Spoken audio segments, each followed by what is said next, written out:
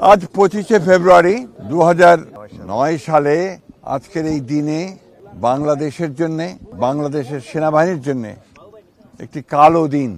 এই দিন বাংলাদেশের শত্রুরা এবং বাংলাদেশের যে সেনাবাহিনী, সেই সেনাবাহিনীর শত্রুরা তারা চক্রান্ত করে বিডিআরে যে অভ্যুত্থান নাম করে সেনাবাহিনীর চৌকস 57 জন সেনা কর্মকর্তাকে নির্মমভাবে হত্যা করে এবং একটা তছনছ করে দেওয়ার একটা অবস্থা সৃষ্টি করে সমগ্র নিরাপত্তা ব্যবস্থাকে। এটা বাংলাদেশের শত্রুদের উদ্দেশ্য ছিল, প্রধান উদ্দেশ্য ছিল বাংলাদেশের নিরাপত্তা ব্যবস্থায় আঘাত হানা এবং বাংলাদেশের সেনাবাহিনীর যেন মনোবল নষ্ট হয়ে যায়, যেন তারা দুর্বল হয়ে যায়।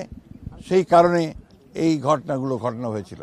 সবচেয়ে দুর্ভাগ্যের বিষয়, তখন যারা রাষ্ট্র ক্ষমতায় ছিলেন, হাসিনার নেতৃত্বে আওয়ামী লীগ, তারা অত্যন্ত পরিকল্পিতভাবে এই ঘটনাটির সঙ্গে যোগ সাজেশ করে যথাসময়ে যথাযথ ব্যবস্থা গ্রহণ না করে তারা এই ঘটনাগুলো ঘটতে দেন।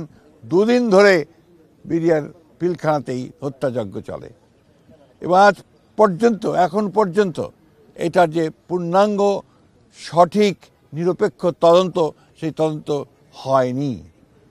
আমরা সরকারকে ধন্যবাদ জানাতে চাই যে সরকার অন্তত এটাকে শহীদ সেনা দিবস হিসেবে ঘোষণা করেছেন এবং আমরা আশা করব, প্রত্যাশা করব যে এটার পূর্ণাঙ্গ সঠিক নিরপেক্ষ তদন্ত করে সঠিক বিষয়টিকে উদ্ঘাটন করা এবং যারা দায়ী তাদেরকে তাদের শাস্তি নিশ্চিত করা, তদন্তের মধ্যে বিচারকে নিশ্চিত করা।